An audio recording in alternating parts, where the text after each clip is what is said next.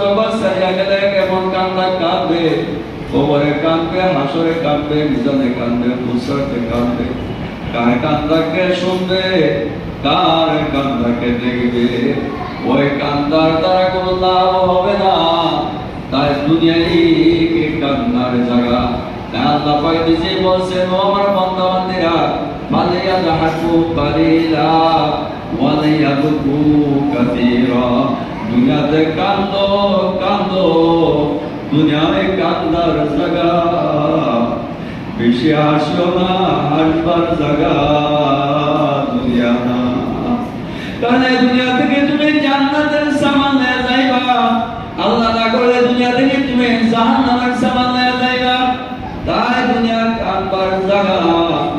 কান্দা ছাড়া কিন্তু মানুষ মুক্তির ব্যবস্থা নাই। একটা সন্তান যখন হুয়া